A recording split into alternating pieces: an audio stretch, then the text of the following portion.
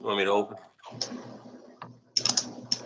All right, Karen is recording this, so it'll be available as a reference for anyone who's here or who missed it. So thank you, Karen. I'm going to go ahead and mute everyone just so everyone can hear better. But if you need to ask a question, feel free to unmute or raise your hand or put a question or comment into the chat area. So for those I haven't met, which is most of you, my name is Jay. I'm the Director of Operations for Consumer Protection, and happy to be demoing our new course submittal system for you guys. So hopefully you'll find it pretty easy. Most of the work is going to fall on Larry's shoulders to review and approve all the stuff you submit. So if he's got the hard work, does Chuck for the plumbing side.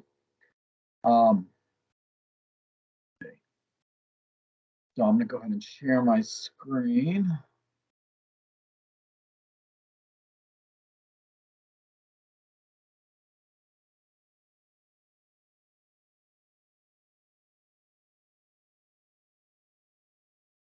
Okay, and hopefully you all see my screen now. You should see the electrical license section of our OctPro continuing ed page here.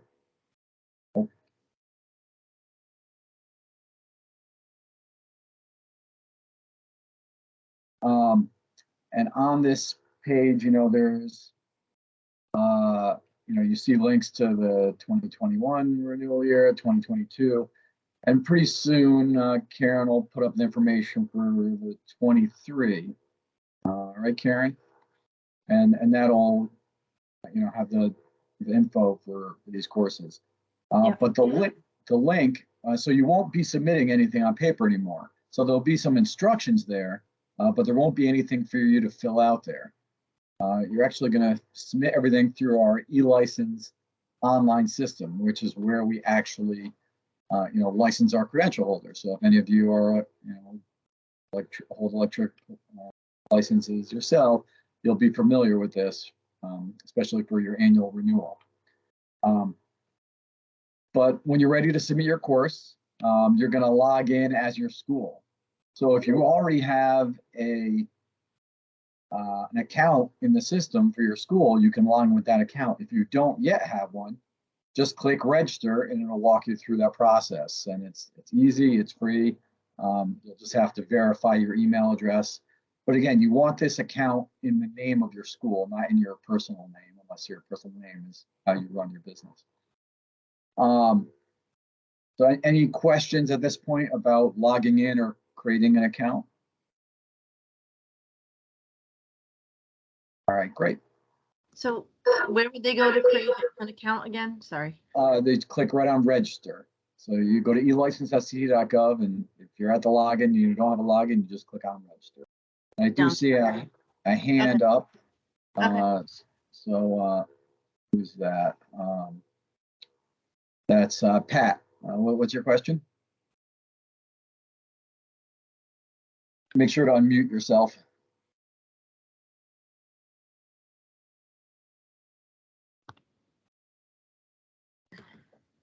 I'm not hearing you yet, Pat. Okay, I'm here. I'm sorry. There you are. Yep. If we submitted our application, online for 2022, is it the same login name and password that we chose? If it's in the name of the school, yes. Yep. It would be the same. Okay, thank you. Yeah, no problem. Well, they submitted it through a different avenue though, through the portal. So it wouldn't be the same, would it? Wouldn't be the same user ID and password, right? Isn't that separate? Which portal are you referring to? Am I correct in that the electrical licensees, and I'm hesitating to be at the electrical. The FTP, yeah, no, that is a different system. Sorry. Okay, I think that's what she's asking, because she no. So this would be, you'd have to set up a new account. So the account that you used with that temporary FTP system, that you're not going to use that account anymore. That was that was sort of a temporary fix to get things going online, Pat. So this is different, and it's going to be a different user ID and password.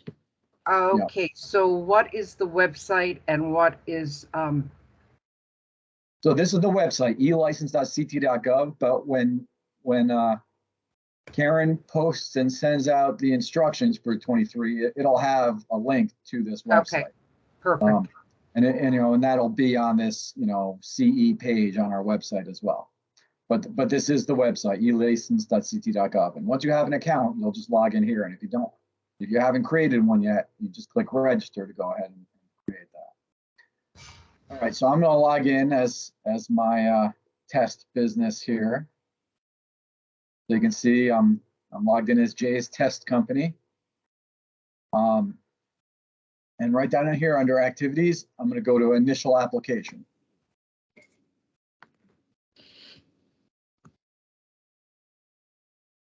And I want to go, this is going to be under occupational trades. And you'll see right here, the electrical continuing education course. So that's what we're going to be submitting. Just click start.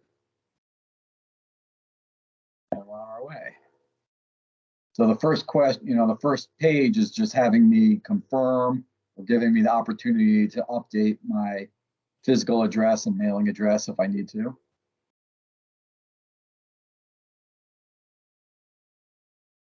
And then I get into the details about the course. So what's the name of the course? I don't know, how to do electrical. And of course, I'm not an electrician. So. Classroom hours are at 5.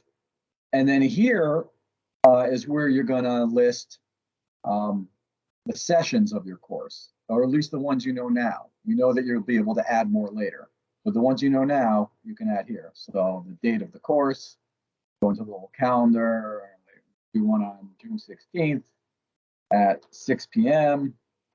And it's going to be at 10 Main Street in Hartford, Connecticut, 6103, and the United States. So I click add.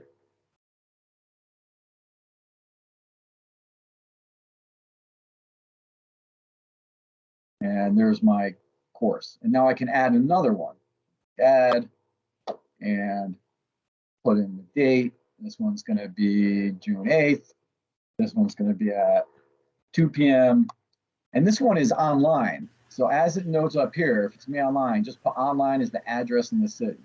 So online, and obviously we're in Connecticut, and just put in a zip code here.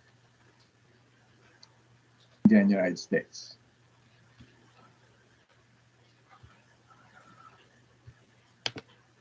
And there's no limit to the number of sessions you can add to this grid. So as many sessions as you're offering, you put them all in there. And then what license types does it cover? E1, E3, whatever this is covering, stick them in there. This will bring up, if you already have your business website filled in on your account, it'll display here. This is where you can either enter it or update it. Didn't do that either. I'm just going to remute everyone there, just so everyone can hear. But again, just don't be afraid to unmute. You got a question. Pat, did you have another question, or is your hand just still up? If it's just still up, you can go ahead and lower that. All right. Jason? Yep. I saw a question come up from Mark Handels, I think, when you were putting in online. His question was, can we do online classes? Yes, so that was just approved by the legislature. I don't know whether it was physically signed by the governor yet. If it hasn't been, it will be any day now. I can update you on that. It has not been signed by the governor yet. It's waiting a public act number. Then it'll be going over to the governor, and it'll become effective at his signature. Expect that to happen probably in the next few weeks. All right, thank you for that clarification, Larry. We through the department will get a notice out to everybody on that.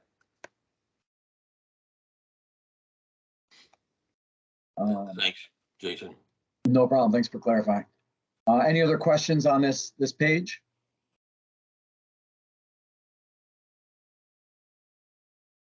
All right. And now we get into uploads. This page are uploads about your school in general. Anything with a red asterisk is a required question. So here we need your certificate of insurance. So you just choose file, find the document on your computer and then upload it. Same thing, sales tax.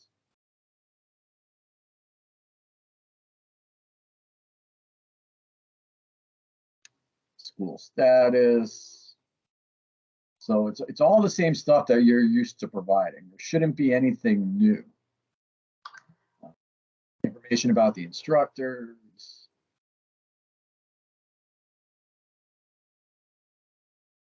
Fire marshal certificates for the sessions that you're doing for the locations. And you can, for all of these uploads, you can upload multiple documents for each question. So obviously, if I'm going to be at 5 different locations, I'm going to have 5 different fire marshal certificates. So I can choose, another file here. And so, I can upload all my different fire marshal certificates to that one question. Policies.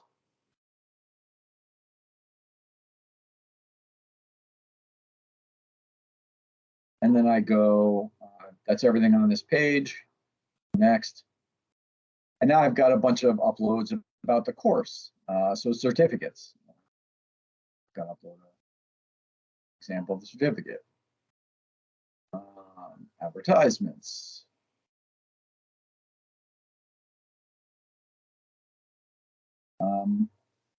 References. You'll notice a couple of these aren't required if you don't happen to have them. So if you don't have any references, or you don't have copyrights, you don't have to upload those. Teaching aids. Handouts are required.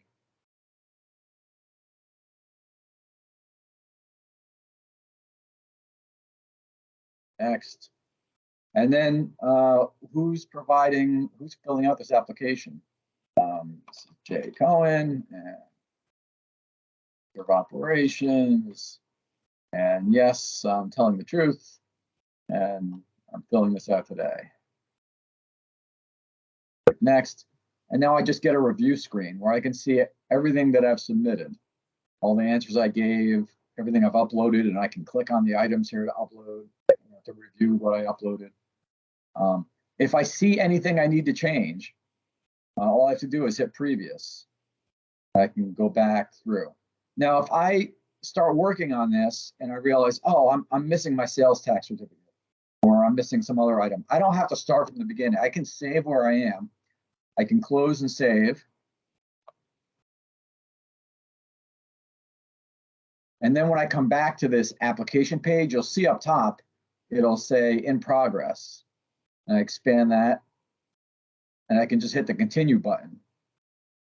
Now it's going to bring me back to the first page of the process, but as I go through, you'll see all the answers I filled in are still there.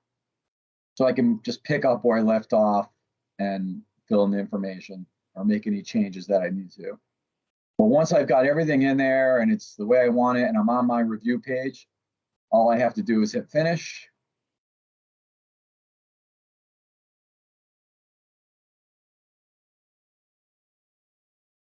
And that's the end of my work. And now it's in Larry's hands.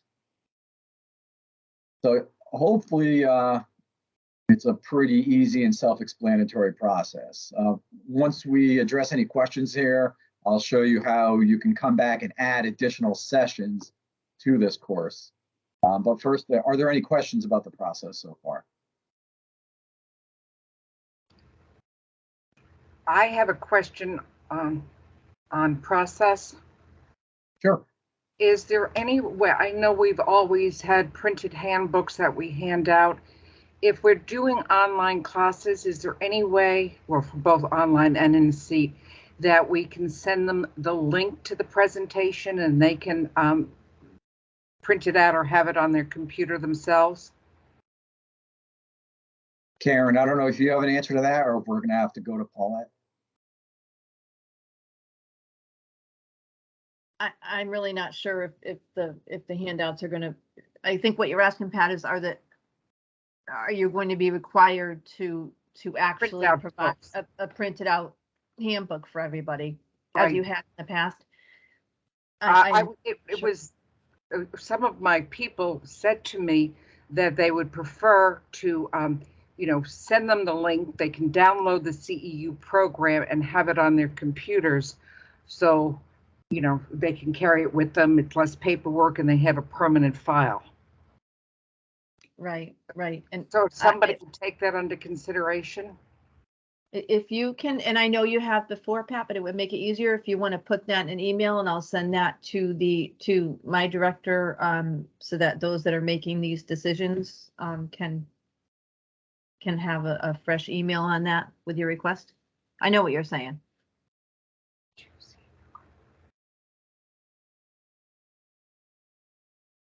Okay, will do. Thank you.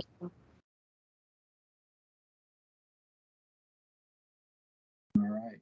Any other questions on the original course submittal process?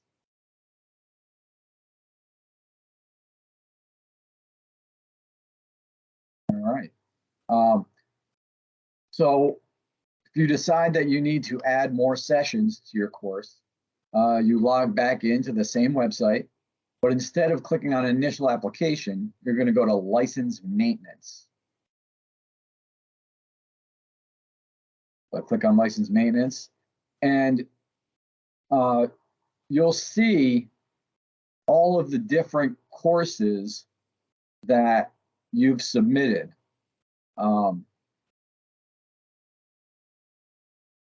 they're listed by your credential number. So you're going to have to know which credential number has been assigned to your particular course, and you will have received that, when Larry approves your course, it'll come with the credential number.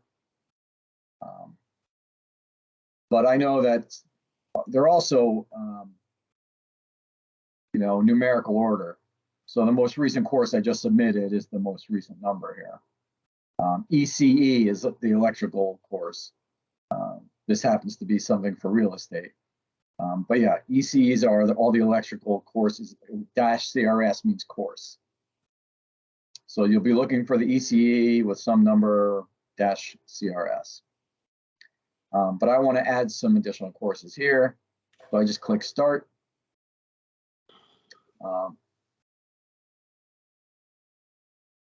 This question's gonna go away here. This is just kind of duplicative. This is asking which course you're adding the sessions to, but obviously we just selected which course we're adding it to. So I'm going to get rid of that question. And right now it's not displaying, it's not giving me an option because it's looking for approved courses, and I don't have any here. Actually, let me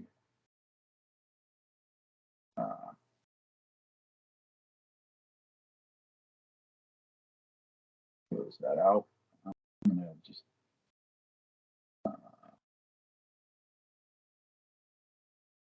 pick something here.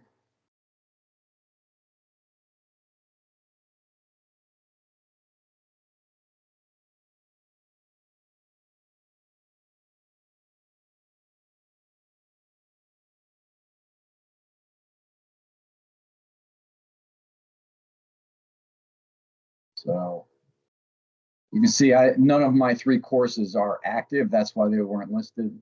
But the one that I just submitted, I'm going to go ahead and make active just for purposes of the demonstration. Now, if I go back to that website,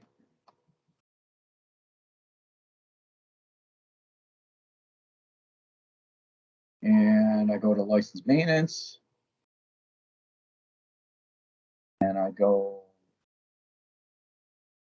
I continue, again, because I had already started that one. You can see that course is now listed. But again, this question will be gone here.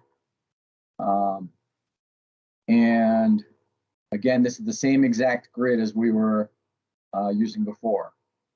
So I can go in and I'm going to do one on the 27th at 1 p.m.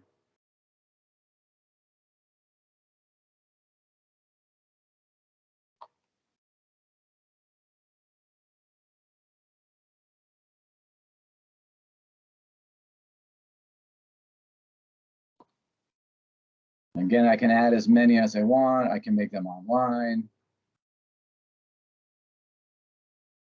Because courses do require fire marshal certificates, I have to upload those here. So I'll find a matching docs.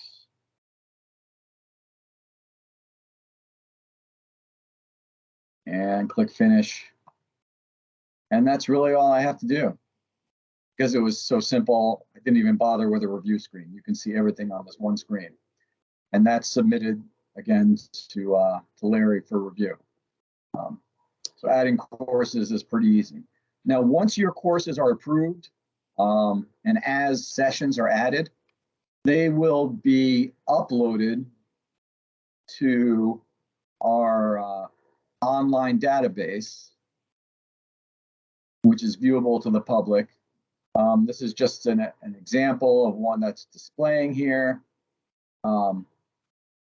with some kind of junk information in it, but just an example. But they won't have to come here to view it. When they come to the continuing ed page, if I look at the plumbing section, you'll see that information is populated right on the website. So we'll do the same thing with the electrical courses. You can see all of, they'll be able to see all of the courses, who the company is, the course name, the credential number, hours, the license types, the sessions that they're available. And then if you add any sessions through the add-on process, they'll display in this column. When the course expires, a link to the company's website and the company's phone number. So they know how to get in touch with you guys to sign up.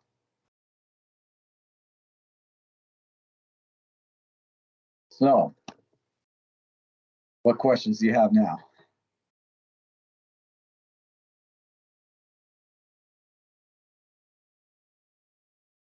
Not hearing anyone, so, oh, Sorry. go ahead.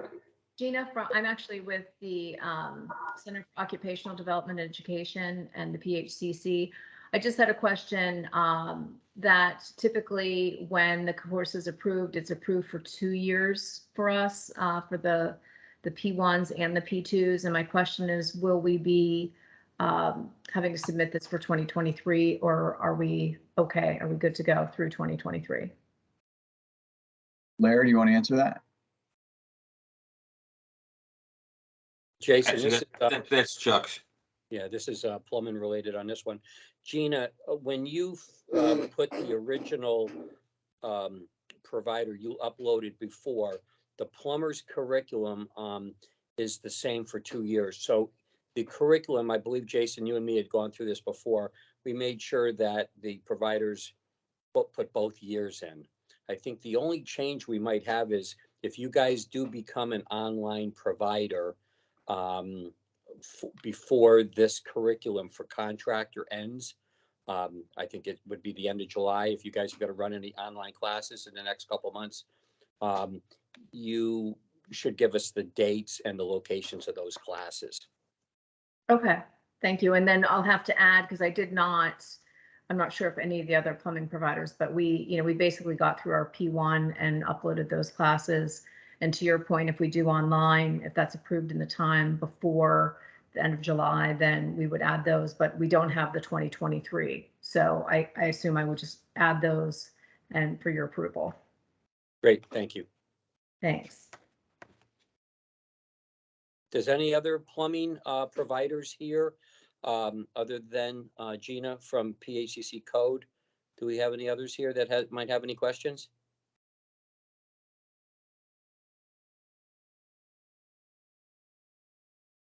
Okay, having none, I don't know if you see any hands up, Jason, on your end of it. I don't. Okay. Yeah, the Jason, I have the same question for the electrical providers. Does everybody understand the process here now?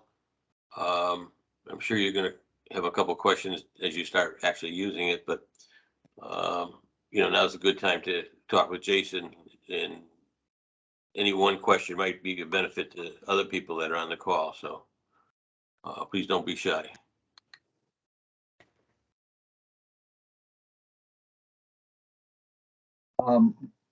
The submittal system is live now.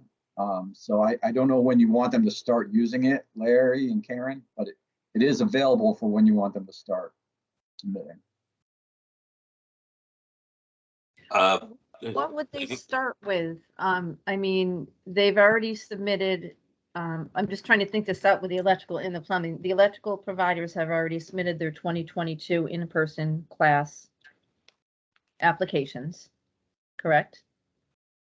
Through another Yes. avenue. So would the electrical providers need to go in and, I'm just kind of thinking out loud, would they need to go in and add their courses again through this means of doing it, or would they just add going forward? Like when if they're doing online, would they just add going forward their online in their 2023 submissions as it takes place? Yeah, Karen, I would say that the electrical provider should just be going in with the 2023 submission. There's no reason to go backwards Right, I didn't. on 2022, and that they will all be notified once that's all posted on the website, so they can download the curriculum. Correct? Yes. So that at that point they can start pull their curriculums together and put their and upload their information. Okay. What about what about if they're adding online classes? To their, so for online classes, if they have any 2022, or is that not going to take place? Right now, there are no 2022 online classes until that's signed. Okay. And that may be, this is April, May.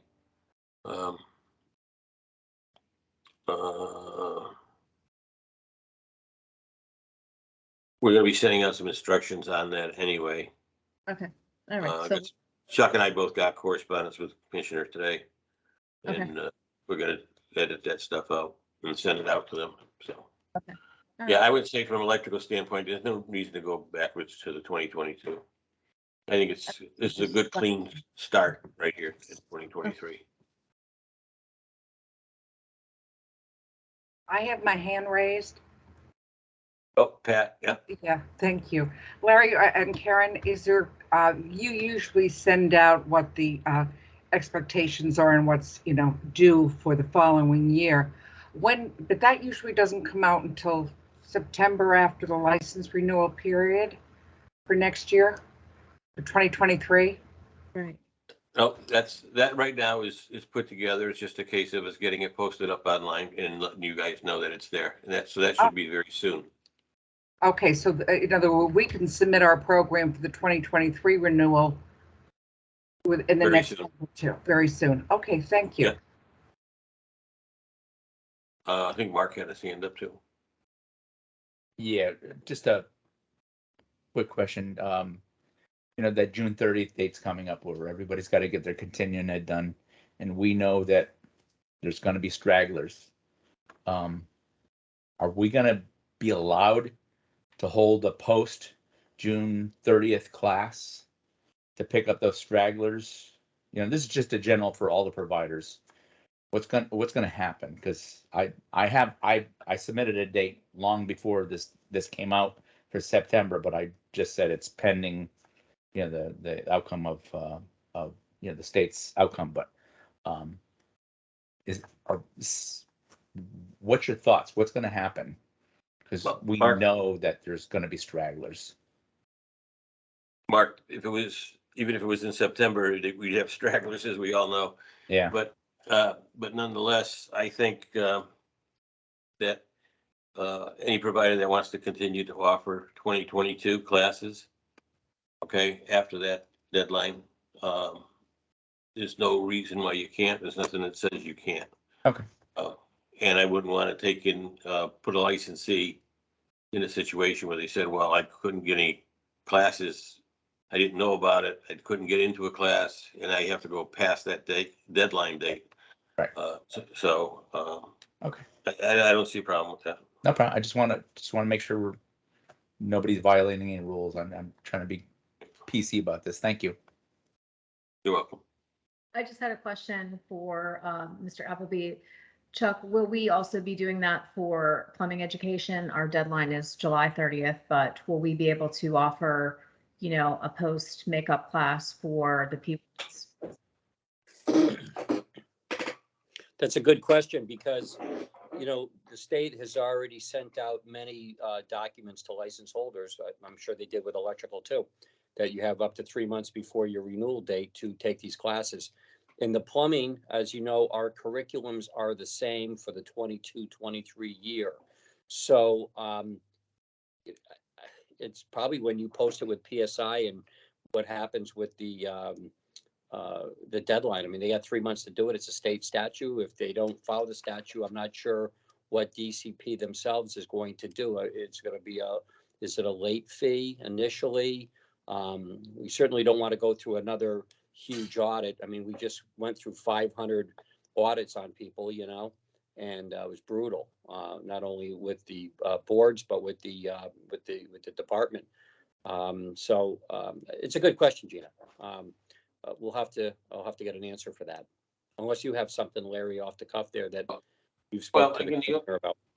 Yeah, I mean, the only thing I'm saying is I wouldn't want to have a license holder come and say, I couldn't get into any classes because I didn't know about this till the last minute, or when it was put out, and all the classes were full, and I still wanted to do my continued education. So they should be allowed to be able to go beyond that point.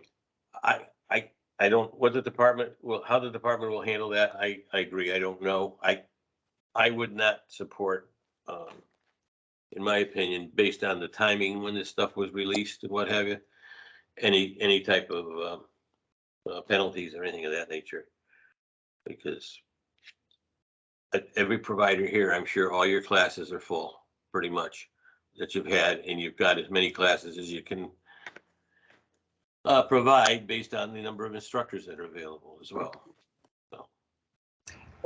If we did do a stragglers class in electrical before September, would that have to be an in-person or in-seat class, since that's what was approved for 2022? Once the governor signs the bill, we should be able to do an online class as well. But again, it depends if you want to reinvent the wheel and go backwards and develop your curriculum for online and go through that process.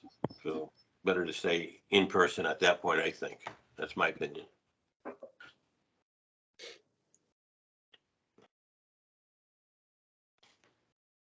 Larry, I have a question for you. Yes. Next year, we change to the code book. Okay. Right now, the 2022, 2020 code book should become effective. I believe it was October of this year. Hasn't been approved totally yet, but that's the game plan.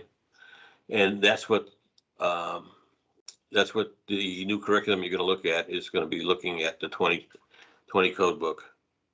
So people are going to be required to obtain a copy of that 2020 code so that they can follow through.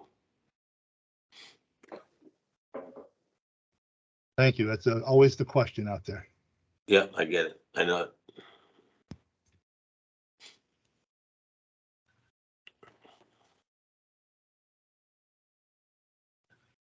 Anybody else have any questions? Has everybody been able to see the whole presentation from start to finish? There's a question in the chat.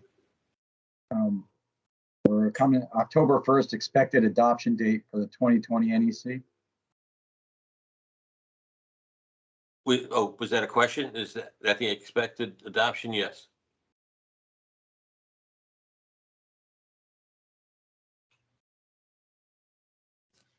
Larry, this is Steve Owen. Can you hear me? Yes, I can, Steve. I In fact, I saw you hand up just a minute ago, then I lost it, so.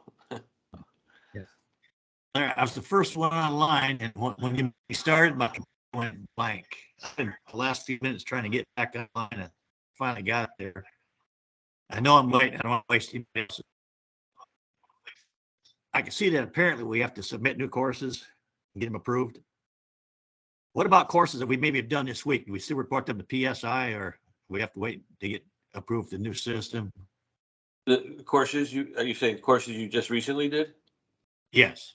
No, you still submit them to PSI like you have been. Okay. Yeah. Larry, this That might process- sound silly. process I missed doesn't- the first part, but what? That process doesn't change. Yeah. What was it? What's the website? Where do I look initially to start the whole process of the new courses? The new courses will be posted on the DCP website. For 20. But where do I start? That's go to the DCT website to begin with, so I can put in the new course. Oh, how do you, submit them, you mean? Yes. You're a little broken up, Steve, like from my standpoint. I think But you're asking, how do you submit the courses? I said, Okay. yes. That's what we started about 1 o'clock going through here. And I think I know that's the part where I got blanked out. That's what I missed. some people had got online. Jay, that's going to be available this week. This whole thing has been recorded, so it's available to anybody to get. Is that correct? Yeah, Karen will make the link available. Okay. Yep. So Steve, to answer your question, you know, you weren't on and you had a problem with your system. Karen can send you a link once you request it, and you'll see how this whole presentation was done. Thank you. He should Yeah, that- probably know, though, that today's meeting is referring only to when providers start to enter the 2023 applications, correct? Because so I think maybe he's thinking about adding 2022 classes. Yeah, this will strictly be for starting 2023. It's starting for the 2023 CE cycle, which is going to which we're going to be starting sooner rather than later, because the date's been pushed up and everything. So within just ballpark a couple of weeks, you guys will be able to start on your 2023 provider applications and start submitting them. But if you're asking about classes that you're working on right now, or like say you want to add another class to the existing 2022 cycle that we're in right now, you wouldn't be doing it this way. You would be doing it the way you have been doing it. That makes sense? Thank you. Correct. So don't panic yet, is what I'm All saying. right. I'm just about to. You've got time.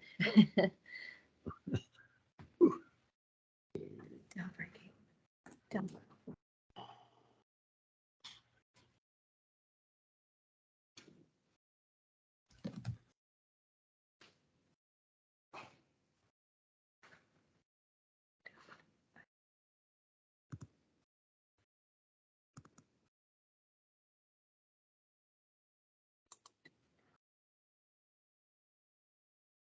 Okay, I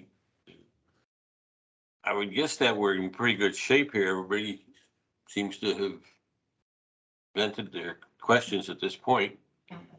I have one more question, Yep. if I may.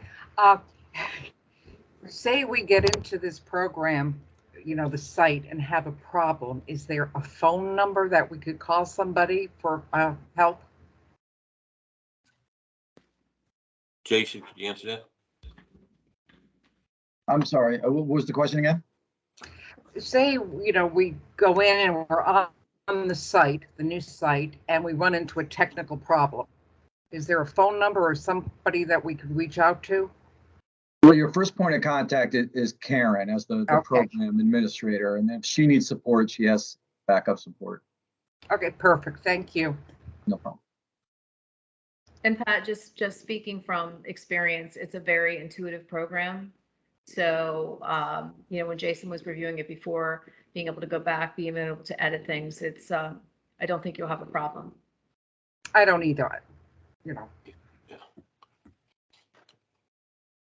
The program does run pretty straightforward, and I agree. I think once you start to use it, you'll see that it's pretty repetitive as to what you have to do. I would say this for the electrical providers, that more than likely the electrical providers probably don't have their own ID at this point, state ID through e-licensing. So they probably would be all new accounts, new registrations. Maybe a few exceptions, but. And I think the plumbing providers have already been using it for the current session, right, Chuck? And I don't think you've experienced any or many issues with your providers. Not a problem. Anybody who's had a problem, it just contacted me directly, and we get in there and get what we need to get done.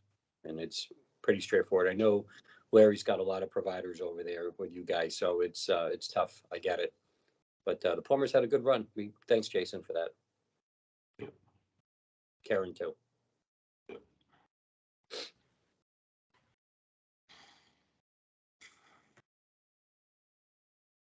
Okay.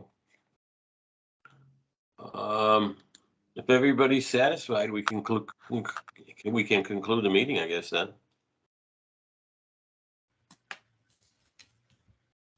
Works for me.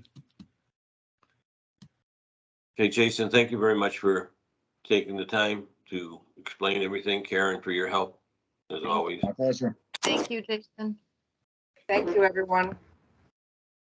And thank you, every provider that's been online today.